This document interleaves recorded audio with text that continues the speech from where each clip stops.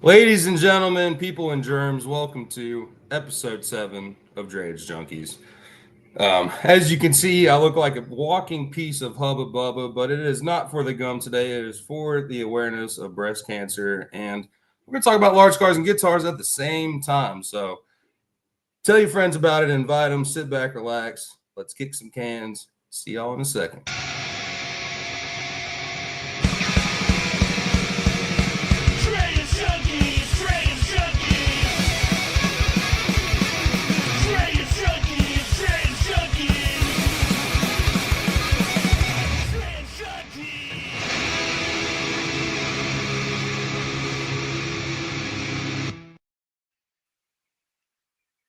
Mr. Talamo, Dirty Dre, how we doing today, sir? Good afternoon, Mr. Woodfin. I'm doing fantastic. How are you doing? Man, I'm doing great. It is, oops, I did not mean to pull up our freaking video. I'm doing great, man. I'm holding it together. It's a beautiful day here in Tennessee. My ears are still ringing from Metallica and the many concerts I've been to in the last week. And I went to a softball game last night. It was awesome. So, been rock and roll, man. You buy one, get one free Metallica concert? Yeah, we don't talk about that, man. I paid for it full-fledged, man. I didn't have to pay the taxes on it. Yeah, man. Been having a good time. How you been, brother? Good, very good. Super excited about this show, and the Drayage Junkies is gonna get diverted. The vessel is gonna divert from what we normally talk about, what we normally do, to bring a little excitement to and information to a very just cause. So, yeah. That is the facts here. So, talking about diversion, we don't have any news for you today pertaining to drayage, but the news we do have is very near and dear to my heart and Mr. Talamo's as well. But Mr. Clint Weston, I'm telling you, he is salt of the earth, Steve. If any of y'all have been watching the lounge for a while, you know this logo in the top right corner, Shoreline Capital. It is a sure thing. And I'm going to let Steve take this on before we roll the video, because he is a walking, talking testament to the good work that they're doing over there at Shoreline. Man, if you are looking for a factoring company that's just treats you like family, that if you got an issue, you can call Clint, the owner, directly and ask him a question if you have it, and they just truly treat you like you are part of the family. You definitely want to switch over from those big box factoring companies and come on over and join the love and the family at Shoreline Capital. You know what? I bet you're feeling sure fine with Shoreline.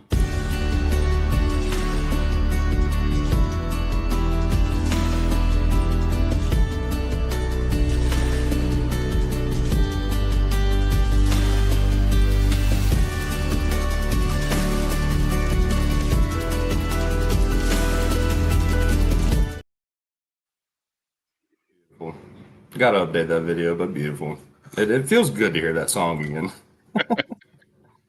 But all right. Well, while we're waiting on Tony to get off the road from his rock and roll lifestyle and being the busiest man on planet Earth, we're gonna go ahead and bring Miss Rachelle in here and go ahead and spread some good news. So, without any further notice, Miss Rachelle. 600 cat purring underneath the hood. I've been home too long. It's starting to show. When I get that itch, Lord, I'm ready to roll. When you see me come, get out of my way. Say his name 3 times, he shows up. Sorry, guys. How are you? Good afternoon, everybody. How is everybody today? Good. Very good. Love it. Well, So Tony, above dirt and vertical can ask for more than that. there you go, man. I appreciate you cutting out some time. I know it was a little rough ride getting on in here, but you know, I'm here to talk about a good call. So, how y'all's days been? How you living? And we'll get into it right after that. Man, we're just we're down to the narrow end of the funnel. 3 weeks away from the truck show, so everything comes at you 100-mile-an-hour faster than it has been, and but everything's going good, and family's good, so we're very blessed. Awesome. What about you, Rachelle? Yeah, no complaints. I'm here. So this is a good day. I'm loving this. So yeah. Awesome. So Tony, right. if you want to start us off and just talk to us about large cars and guitars. So I haven't. This will be my first one going. My son Ethan and I are going down. Hunter and Rob told us and has been bragging about it, and said we need to go to it. So this is gonna be our first one, but super excited for it. So tell us about it and backstory. Well, we started out in 4 years ago, basically, with an idea. I think I want to do a truck show, and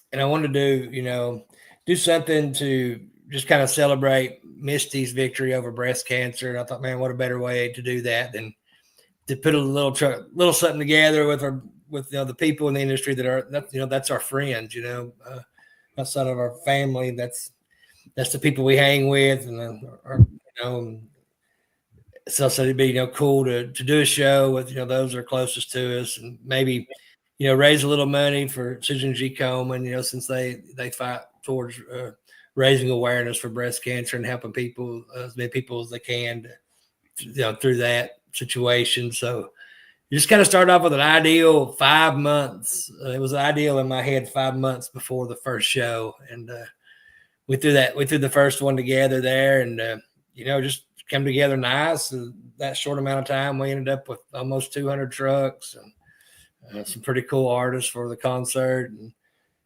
got the sponsorship together somehow. It all come together, and we did the first truck show, and it stuck.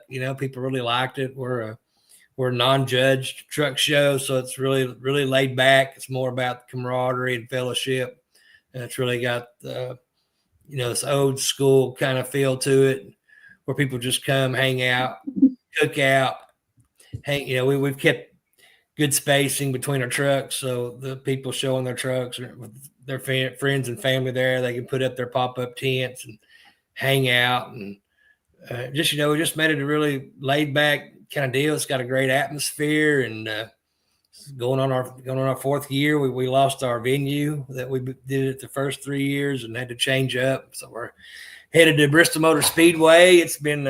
It's cool to be going there, and I'm grateful for it, but it's like starting all over again.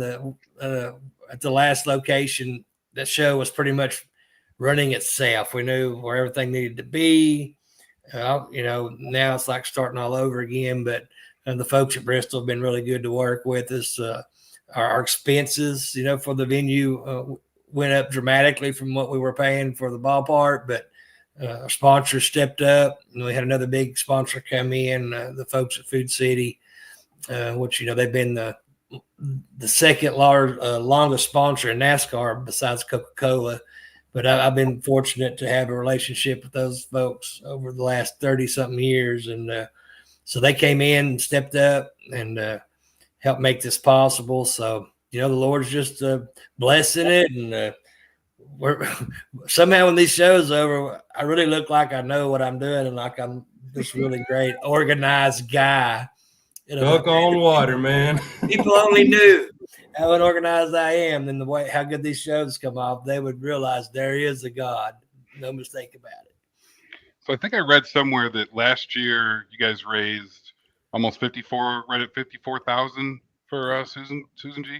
Yeah, I don't have the number right in front of me, but I think 54, 55 in that neighborhood. Each year we've gone up $10,000. We started out the first year, we was at like 34, 35,000. The second year, 55, and last year 55. So hopefully we do that again and get up to 60,000 this year. We're actually splitting the what we're raising this year with a really cool charity called Speedway Children's Charity.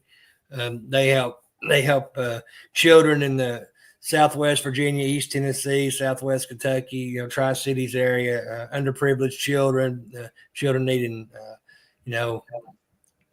hospitalization, medical, books, shoes, clothes, whatever, man. They do a fantastic job and helping that out. And, I was telling them that, there's not an industry in the world that has a bigger heart for kids than the trucking industry. I mean, hands down, I've seen it time and time again. And so it's cool to have Speedway Children's charities on board this year, along with the folks at Susan G. Komen, and thanks to the folks at SGK for being willing, to do that and stay on board with everything. And with us splitting the money that we raise. That's a really cool show of support and what kind of people they are. So that's really cool. So yeah, it's good. Just a lot of fun and all for a really good cause.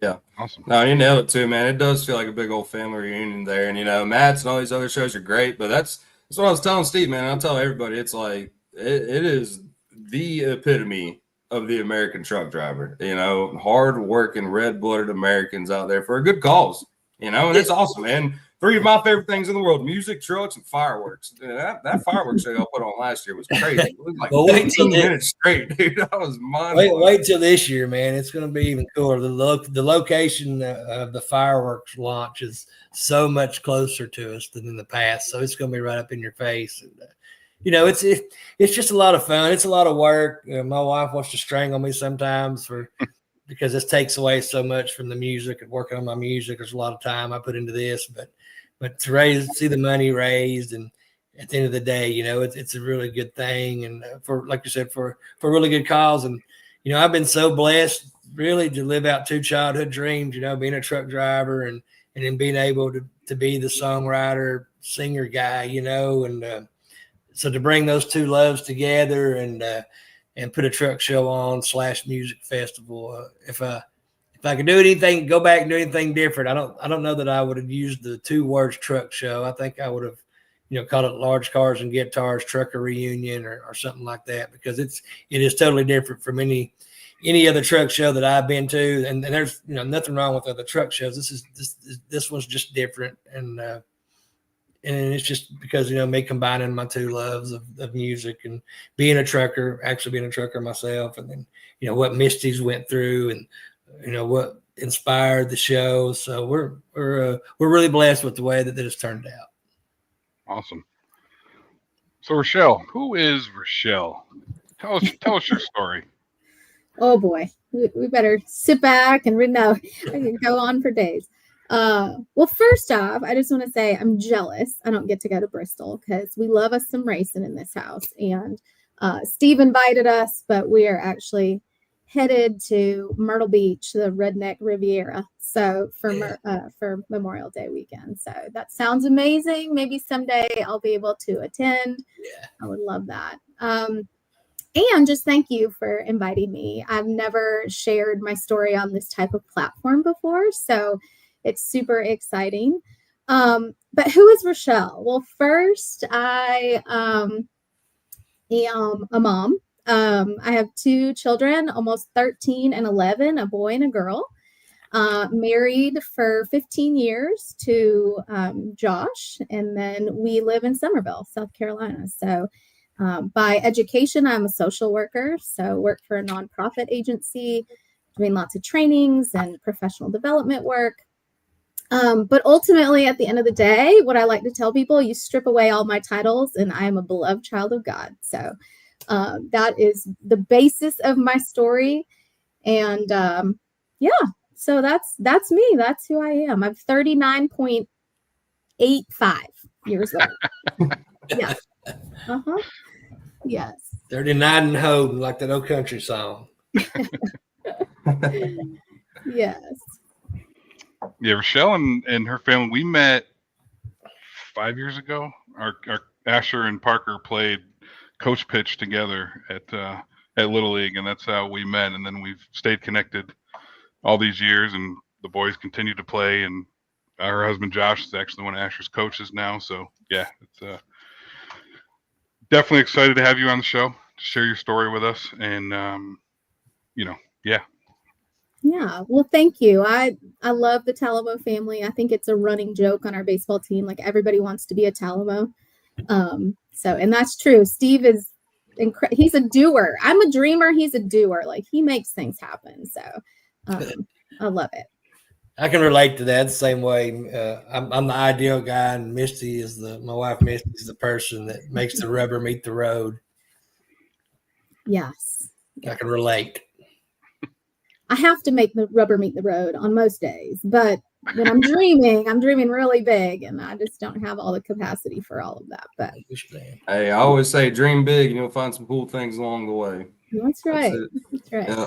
So what's been your story behind, obviously, breast cancer awareness is a huge thing. And like I said, pre-show, like it's not one thing that should just be celebrated or not celebrated, but, brought up 1 month out of the year. So like, well, like what's your story within that? And, what are some of the things that you've been out there advocating for and, trying to push to help bring this thing down? I know it's a push to say that, but. Yeah. So, I think my story really began in 2020. The pandemic was a really hard time for me personally.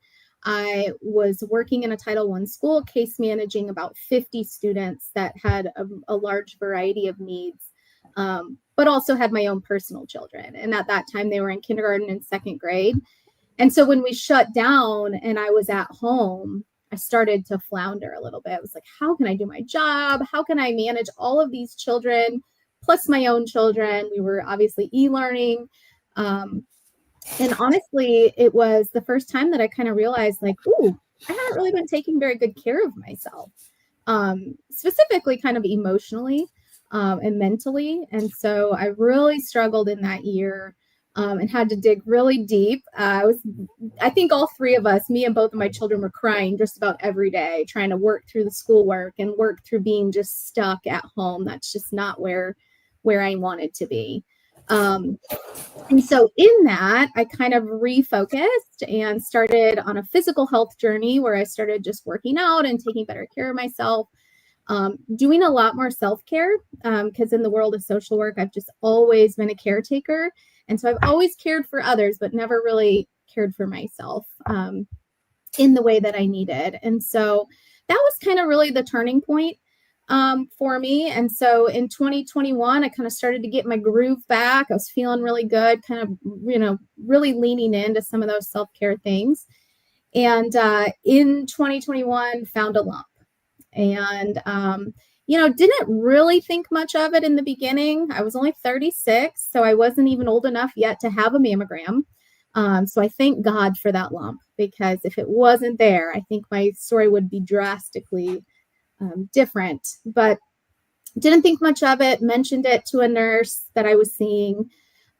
They did a mammogram and ultrasound and told me it was dense breast tissue. Don't really worry about it. No big deal. That was in the beginning of 2021. By the fall of 2021, I had mentioned it to my gynecologist, and she said, oh, wow, that's definitely changed. It's definitely feels a little bit bigger. And so she then sent me to a breast surgeon / specialist.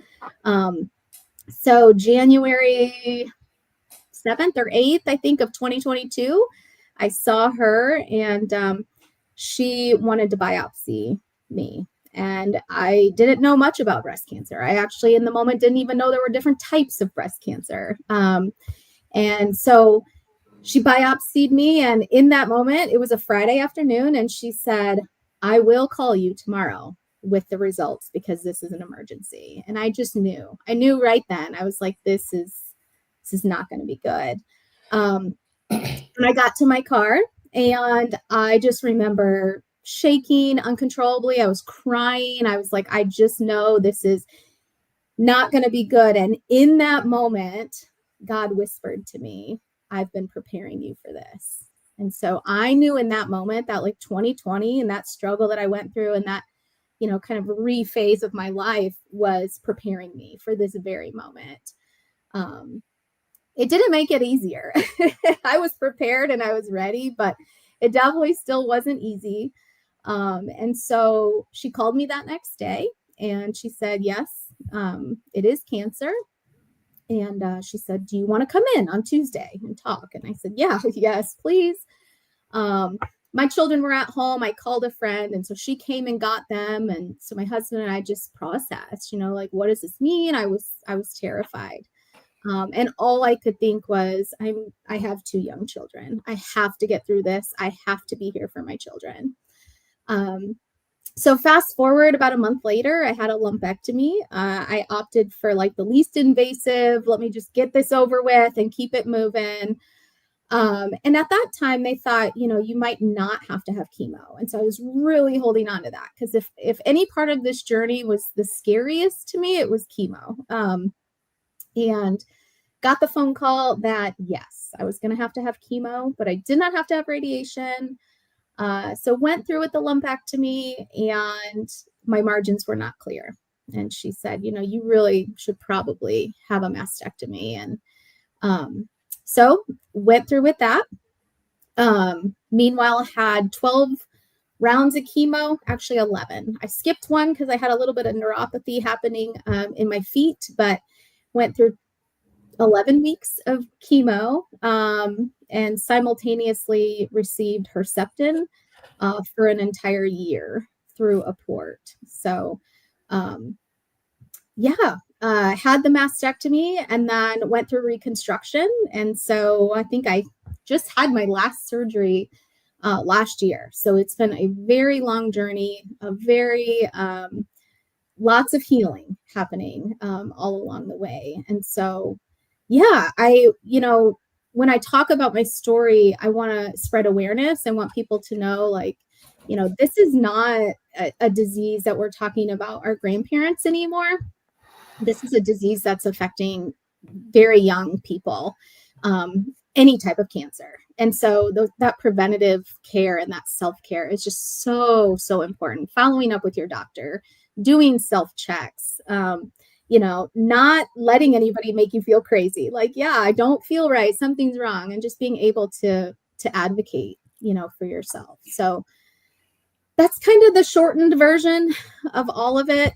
I think what I would want people to hear from my story is that there is hope.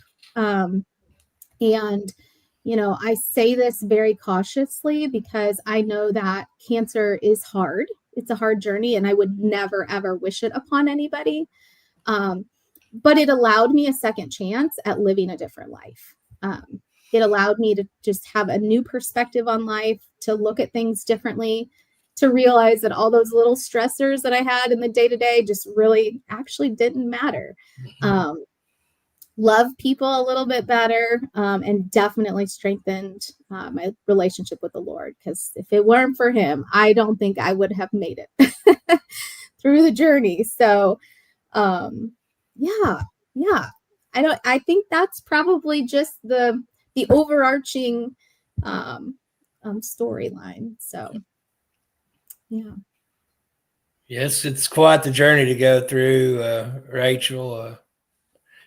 It's being there with my, I didn't go through it myself, but being there by my, by Misty's side, and learning the new normal, all the different phases that you go through from when you first find out the fear factor, and being scared, and then being confused because you get all this information start getting through at you, and you don't know what to do. Then you finally get mad, kind of, and that's when you put your war paint on, and you go, you go to prayer with God, and you're like, okay, I'm hitting this head on. I'm not going to roll over and just let this beat me. I'm going to do everything in my power, and then put it in God's hands. So it's quite the journey. One of the new stats that are out this year that's really just, man, crazy, is that 1 in 8 women will be affected by breast cancer. Yeah. So think about that in terms of, like, name 8 people in your life, name 8 women in your life, and one of those is likely to be diagnosed. It is insane. Yeah. But it's but it can be beat. There's a lot of modern technology, a lot of information out there. And the number one key is, early detection, get in the mammogram, stay on top of it. I don't care if you're 20 years old, go get it. Some of the doctors, we told our Misty's daughter, my stepdaughter, you need to go get a breast cancer because, where her mom's had it, and you need to go get, your scan done. And her doctor's like, well, you're not really old enough. I'm like, don't let your doctor tell you that. You get it done, keep an eye on it. You're not too young. More and more young women are coming down with this. And, that was really the thing that this say Misty, along with the grace of God, was she found a lump, and we went and had it checked out, and turns out that it was just it was just a cyst. But while they were checking that out, they found the other breast cancer that was extremely aggressive breast cancer, and her surgeon oncologist was like, yeah, you didn't just win the lottery, it's like you won it twice in the same week. Finding this when you did, so ladies, just go get this done. It's just something you need to do every year. At least once a year, go have it done. If you don't have insurance, there's a lot of things out there, you can look into for help on that. It's very important. Yeah, I would say. No, go ahead, Rachelle. Just part of the advocacy being, it needs to look different, because now it is younger people, right? And so when we have these, we face these medical barriers of, well, you're not old enough for this, preventative care. And so that's where I feel like the advocacy really needs to happen, is we have got to change medical care in general. Yeah. For men and women, right? It's like, it's so not preventative, it's reactive. And I'm the perfect example of that. Had I not had that lump, I would have never had that mammogram. And so, yeah, it's terrifying. And our medical care does not support it well. Yep.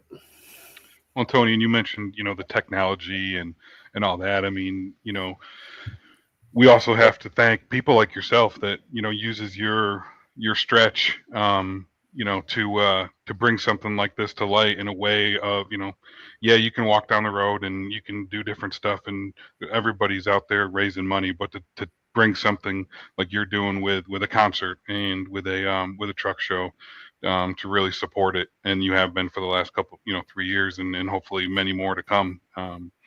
People like you using your influence is huge, bringing awareness. So we thank you. Man, we're just blessed to be in a position, to be able to do that, and we give God all the glory for that.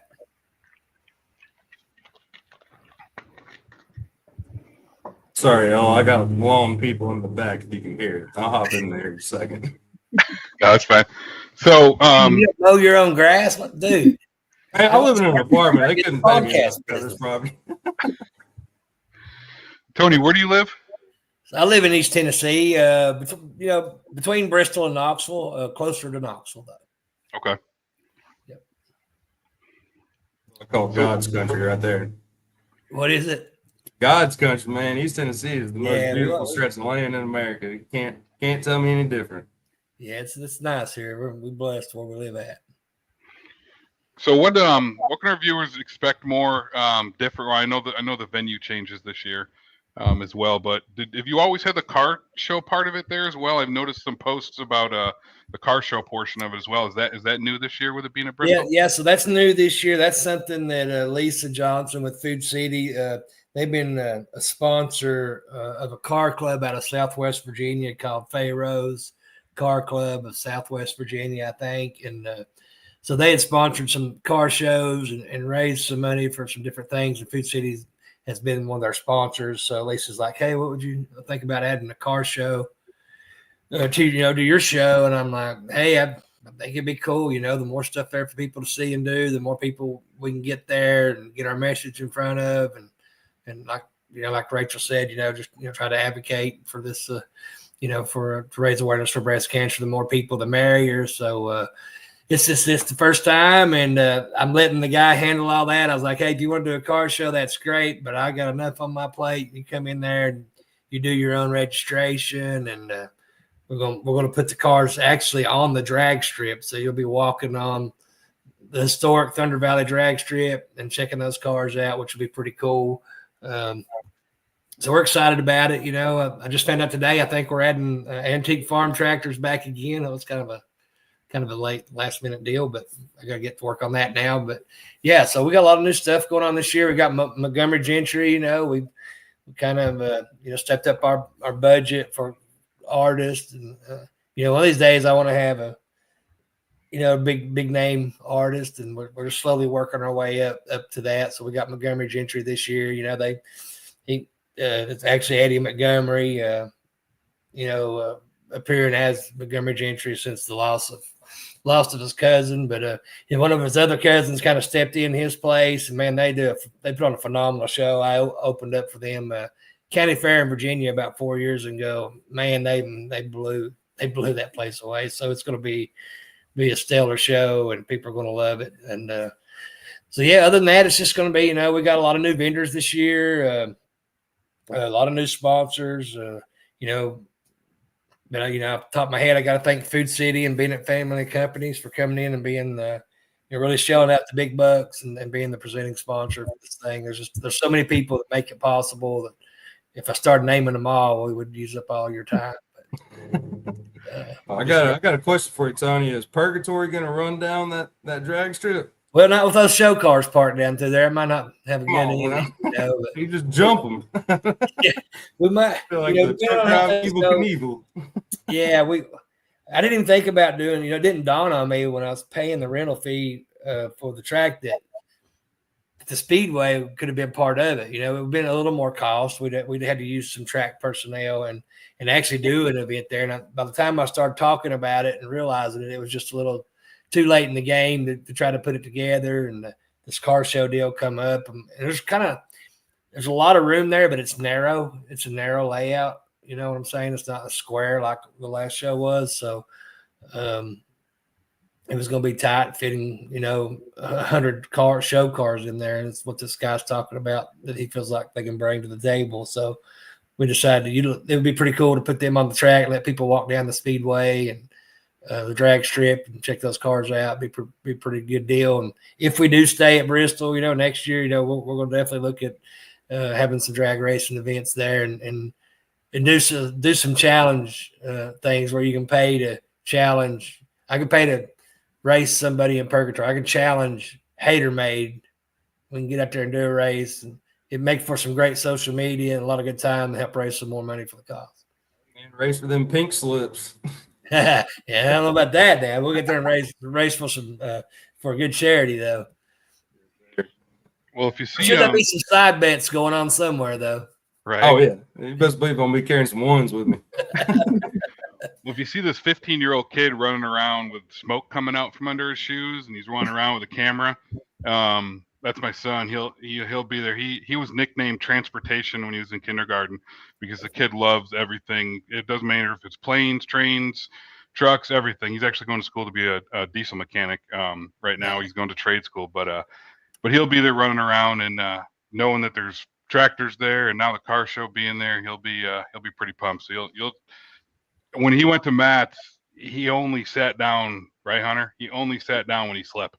The rest of the time, he was just wide open. I mean, we had Saturday when they were doing taking 1 billion laps, which was awesome. He only came back to talk to us to borrow the battery from my camera. Yeah, well, that's super cool seeing kids that age that passionate about it, about trucking and trucking industry and being into cars and things. And that's pretty cool. Hey man, keep that name in your ear. Ethan Talmo. He's out here designing engines, and man, we were rolling up to Louisville. Dude, talking Chinese to us. This kid could build a freaking engine if someone gave him the money to do it right now. Promise you. Like, that's killer. So I heard from a little bird that Large Cars Guitars is a part of the Truck Builders National Championship this year. Yeah, well, it's part of the the show truck championship, that Evan Stiggers put together along with the people at Bennett Family of Companies, and so they've built into that these invitational truck shows scattered out around the country, and we're one of those invitationals. And I just found out yesterday, I thought we were just picking one truck. It turns out he's gonna pick between 6 and 8 trucks just from my show. Hand them that passport, gets them into the truck show championship down at Star Stripes and White Lines truck show down in Atlanta at the end of the year. So that's really cool. Even like I say, even though we're still non-judged, there's an opportunity there for people to, come in there and really put some time and effort into their truck and maybe get that passport and have a chance to, take the big trophy home at the end of the year. You need some judges at the show. Me and Steve walk around with them big old cards. You know, like a diving competition. Yeah, that'd be a good cool. time, man. Yeah, dude, Atlanta. Old Brandon Carpenter, he was telling us about it down there November 1st, right? It was last year. I think it's the 7th and 8th this year. I have to look on my calendar. Yeah, It's the man. first Dude, weekend of Atlanta, but it's different dates this year. Yeah, but dude, see them trucks run that track? Because I was talking about Bristol, and then I was like, man, that embankment, one of them trucks would roll over in 2 seconds. Yeah, Bristol would be cool, but the big problem with Bristol is that transition from the coming under the grandstands and then going down the embankment. We would be dragging some tanks off. We'd be getting a lot of trucks hung up there, you know, and plus the tracks inside the infield is going through construction for the Cincinnati Reds and the Atlanta Braves game. So they're doing a Major League Baseball game at Bristol Motor Speedway. So, but the infield's not really big enough, really, for what we're wanting to do. So, and definitely the track's kind of too tight for what they did at Atlanta. You don't want to get a bunch of trucks out there at Bristol. I was a pace truck there once, and me and one other guy, and he was going around there at 35 miles an hour, and my right sides were bouncing. I was bouncing because my right sides were spinning. I'm like, dude, you're going to have to pick the pace up here. This is a little too sketchy. Yeah, man. That's what I tell people. Them embankments are almost 90 degrees. It's crazy. It's crazy. Yeah. It feels like 100 degrees when you're in the truck. Upside down. Unless you're doing 80, and then it feels awesome. But Right. A little nitrogen. even at Atlanta at 65, the first truck that I drove around through there, the blue and white Kenworth, the safety, that was a newer truck than what I've ever drove. I never drove a truck that has that kind of crap on it, but the computer in the truck thought I was turning over at 65, and it would shut the motor down. So I had to at least do 70 to 75 around through there for it not to think that it was turning over. Yeah. Worth, if you're listening, change that. Yeah. Rachelle, Ethan actually had a question. How did your breast cancer diagnosis affect your family? Ooh, that's a good question. So my daughter was in 5th grade, so I think that would put my son in 3rd grade at the time. And to be honest with you, when we first found out, I waited several weeks before I told them. And just because I wanted to have as many answers as I could offer as possible when they would ask questions. And so I kept it very fact-based. I didn't go into any, hysteria or anything like that. Just kept it very fact-based, but I will never forget that day. That was probably one of the hardest days of my journey, was telling my children. And I can still replay my daughter Lakin's reaction in my mind. And, we were putting them to bed that night, and she said, "Mom, can you die from breast cancer?" And I said, "You can, but I'm not going to." And so I tell you, though, it was such a journey. I would hold it all in and get them out the door. And once they got on that bus, I would just drop to my knees and cry. And God, please let me uphold that promise to my children, like keep me alive.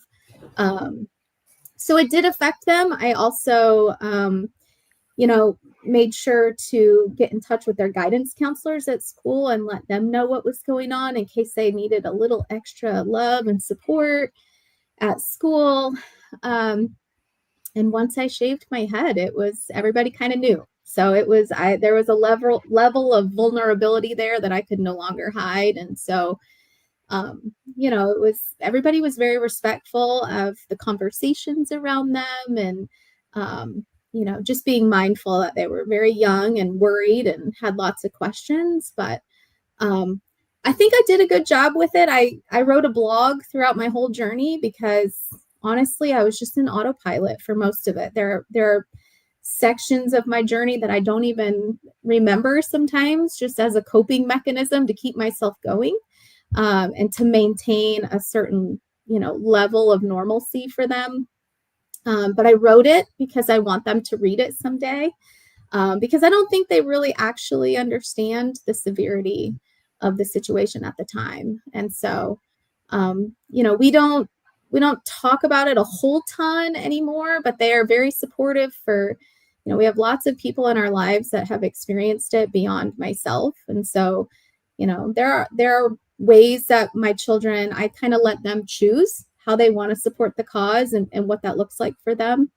So, sometimes you'll see my son wearing the pink ribbon on his baseball helmet, or my daughter wearing some of my shirts. And so I really, I talk a lot about my journey, my story on my Facebook page.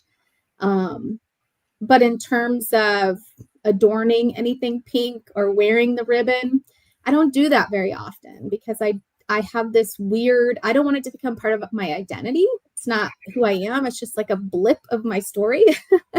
So I do take October, and I will wear shirts, and I will post facts every day. And that's kind of my way to advocate in that more publicly. But in terms of my story, I kind of tell it on my time. And yeah, I don't know what that is about you guys, because Misty's the exact same way. I'm always pushing. I'm like, hey, before we do the auction, you need to get up on stage with me. You kind of tell your story. And she's like, nah, I don't, and she just, and I think, the way you said it there, about you don't want that to be your identity, that it's like, maybe that's why, she don't want to do that. She always kind of feels like, well, I was one of the lucky ones. They found it so early, and I survived and got over it pretty quick, but so it's almost like she has this guilty conscience about it, because like, I don't want the spotlight on me. There's women that's went through it. It's a lot harder journey, I don't know if you feel that way or not, but she kind of feels like that. Yeah, I can totally relate to that. When I rang the bell after chemo, there was a sign that said "stronger than cancer." And I hated it, because I'm like, it's not me that's stronger than cancer. It's the medicine worked for me, and God prolonged my story, right? But every person that, encounters a cancer diagnosis is stronger than cancer if they have a faith, right? And so I don't know, for me it was just like, no, I get to ring this bell, but that doesn't mean I'm stronger than any other person that's fought the good fight, right? And so yeah, I do, have I lost a friend to colon cancer this past December. She was 40. And I struggled with that guilt. Like, why her and not me, right? And so, in order to manage that, I just honor her life every day that I can. And she was a very faithful woman. And so I just think of her. And again, I think in these situations when we encounter challenges that are so much out of our control, right? We can't control what the treatment looks like or what we have to do to get through it. For me, it was just really about focusing, okay, what can I control? And that was my outlook. That was my mindset. Yeah. And the rest of it, I just had to give to God, because I was like, okay, everything I can't control, I need you. I need you in this story. I have to tell you, the hardest part of the journey was not the physical part, right? It wasn't the getting through chemo. It wasn't because when you're followed by a team of really incredible doctors, you have this sense of security. You feel safe in that. It's like, okay, this cancer's dying. We're killing it. I'm doing this. It was really kind of the aftermath. It was the mental part after. And even today, it's like, oh, does this ailment, should I, how do I balance that? Without just having full-on anxiety all the time. So it's tough. It's a tough mental battle for sure. Yeah, it's like you said, it impacts so many other things than just you physically. The mental battle, like you said. I mean, that's been incredible. I know that's been for you too. I'm sure that been a big challenge for Misty. And there's just a lot to it, and it's nice to. You hate to hear anybody else that's went through that, but it's nice to connect with people who have, because there's a difference between being able to sympathize with somebody and empathize. with someone, and being able to sit down with those people who, if you can sympathize, for someone, that's somebody that's, they hate you're going through that, they're thinking about you, but someone that can empathize, it's actually been through that. And when you connect with those people and can have those conversations, it's, you realize that everybody goes through the same process of thought, when they, from finding out to the, being, like I said, all the levels, waves that come to you. And then when you finally get past it and you think, all right, we got this beat, and the doctors give you the thumbs up. They don't really tell you about the mental, what's coming next, post cancer, mental battle. It's just tough. Yeah, my oncologist, he said to me, and again, I was just so fearful of the chemo, and thank God I tolerated it really well. But he, in that moment, he said, Rachelle, this isn't gonna be the hardest part of this journey. He said, when you're done with this, it's gonna be the hardest. And when I was in that moment, I didn't really understand what he was saying. I'm like, yeah, okay, this feels pretty darn hard. But yeah, when I got over it, when I got done, right, it was like, wait a minute, you're not going to scan me, you're not going to make sure everything's and so yeah, there were a lot of mental hurdles, and still to this day, I talk about going to my breast surgeon, and I've done some videos on this, but anytime I would have to go for a follow-up visit, I would be crying and my body would be shaking, and it was like my body was responding to this traumatic place. And so no matter what I would tell my brain, like, it's going to be okay, I'll be okay, my body just continued to kind of keep the score on that.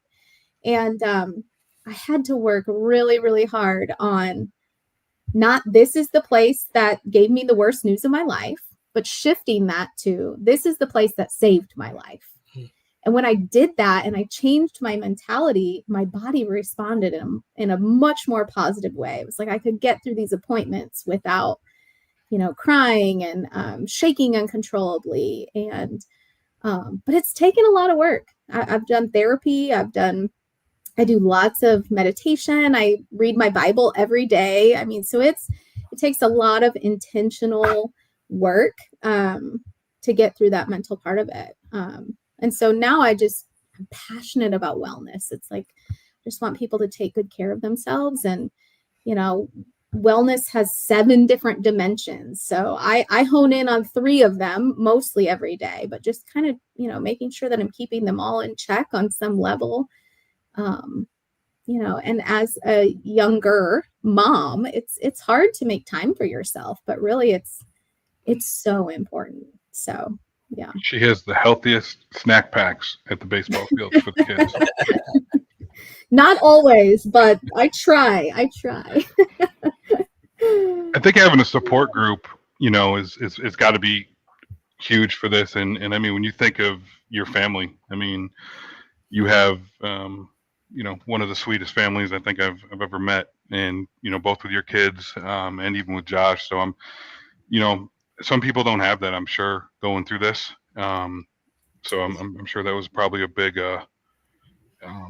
big help as well, because her daughter Hunter is literally, if you put Ethan and turned him into a 13-year-old girl, that's literally like they are so similar. It's funny.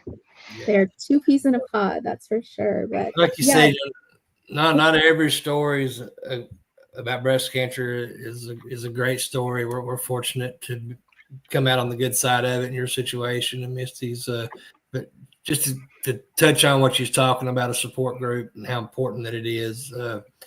About 6 or 7 months into Misty's battle, one of her coworkers, a friend of hers, was actually diagnosed with breast cancer, going to have a double mastectomy and all that. And right in about the 2nd or 3rd month of the process, going into the actual fighting the breast cancer and the procedures and everything, her husband left her.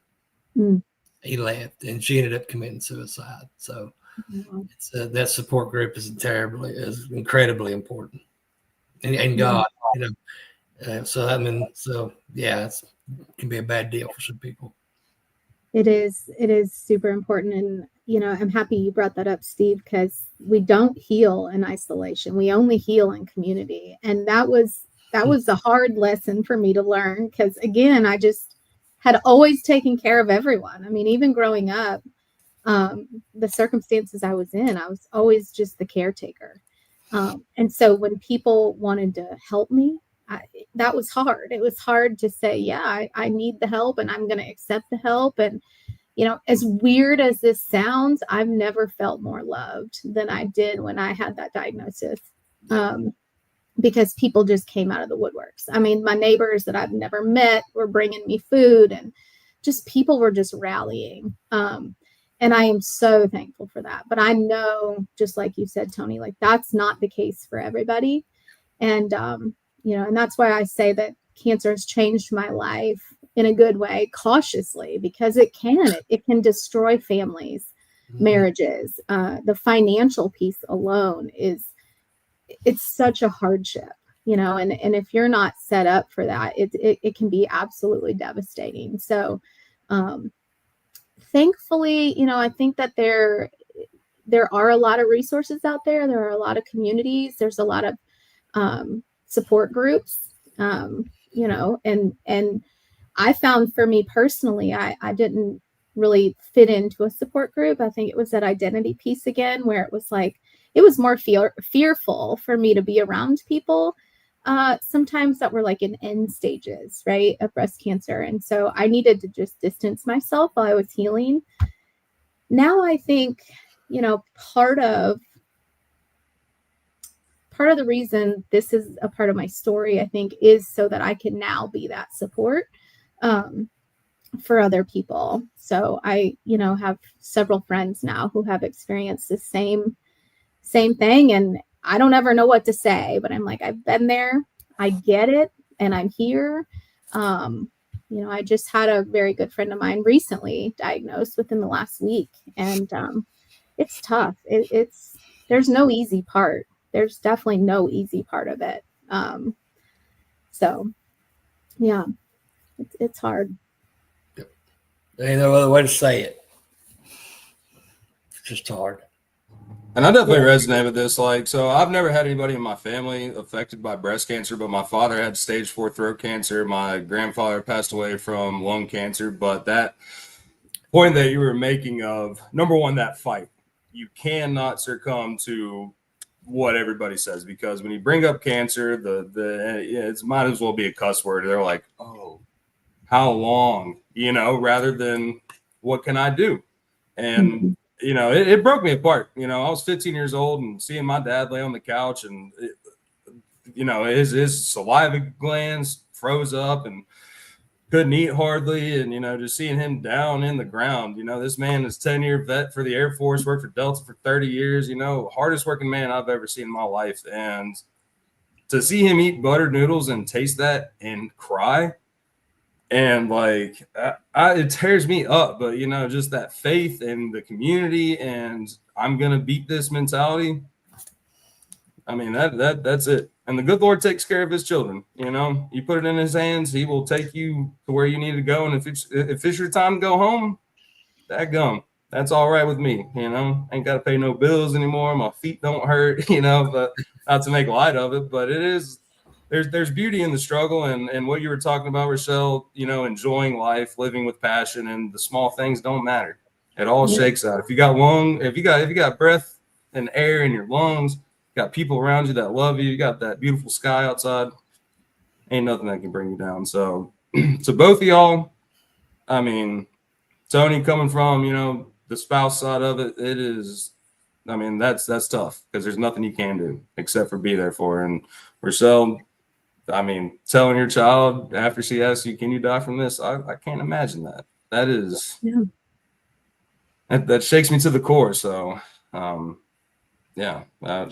it means a lot. So we will beat this someday, though. I know it's out there. We are so close, so close. And it'll be a thing in the past, and it'll be a thing to celebrate. For sure.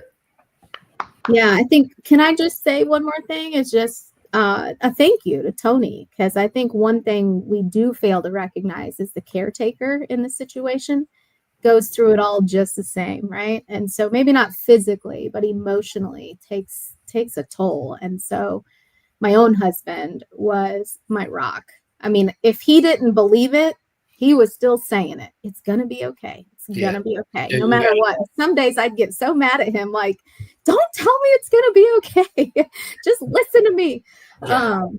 That's what you got to do. I mean, you can't show your emotion. You can't show your fear. You can't show your worries. You just, yes, God's got this. It's going to be fine. I mean, you just keep repeating it over and over and over. That's all you can do. I mean, it's the most helpless feeling in the world when the number one person in your life has something wrong with them and you can't do a damn thing to fix it. Yeah. And he saw some ugly sides of me through that journey, and he sister, let me tell you, we can have another podcast about that. Yeah. Part two. We'll do a lot. Bring Josh and Misty on.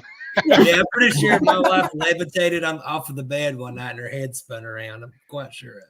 Yeah. Yes. Oh boy, he saw some ugly things, but he brought me through it every time. So I'm not even sure that he's been able to process what that trauma was like for him. So the fact that he carried that weight for our family is, I can't, I have so much gratitude for that. So. Yeah. Well, that's just thank God for good people. I was about to say, man, let that faith shine through, and the good Lord, He'll take care of you.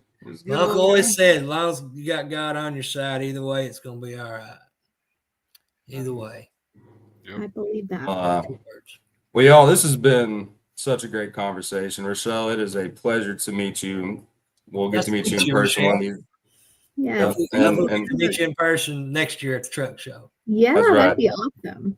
Bring the whole team. But Tony, thank you again, brother. Looking forward to seeing you again here in Bristol, and let's keep doing the good thing. But before we chop out of here, do y'all have any exiting comments, plugs, anything you want to say?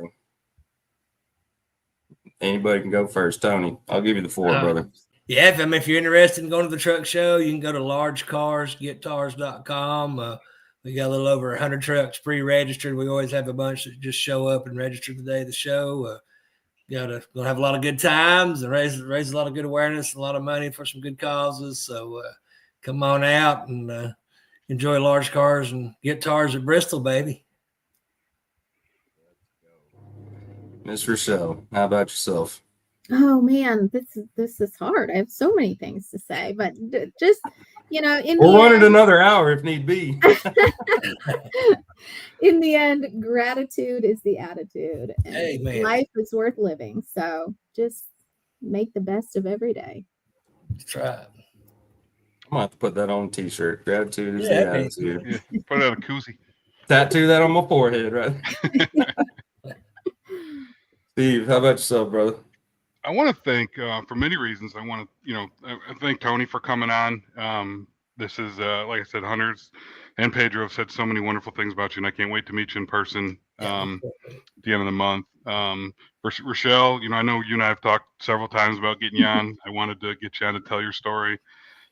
But it's crazy that it took me getting Rachelle on to actually get Katie to actually chime in on a podcast. I mean, Ethan always chimes in, and if Asher had an avenue to this, he would as well. But to actually get Katie to chime in finally on one of these is, I guess that's a contribution to you coming on the show. So thank you. I adore the Talamo family. Katie is a gem. So I love you all, and I thank you for the invitation. This was amazing, and I had a great time. Absolutely. Well, for both of y'all, our little gift here is you were both now drayage junkies. Tony, I know you don't mess with drayage. Rachelle, I don't even know if you know what drayage is, but welcome to it. Anytime y'all want to come on and talk with us, you're always welcome. But hey, thank the good Lord for y'all being here with us, and let's keep on doing the good thing. So, everybody watching, thank you so much. Send this out, spread awareness. We can beat this. We are beating this. We got 2 testaments right in front of our faces. So, say your prayers, be nice to folks, shake their hands, tell them you like their shoes, whatever, make their day better, live life with intention. And until next time, stay junky, kick them cans. And yeah, that's it.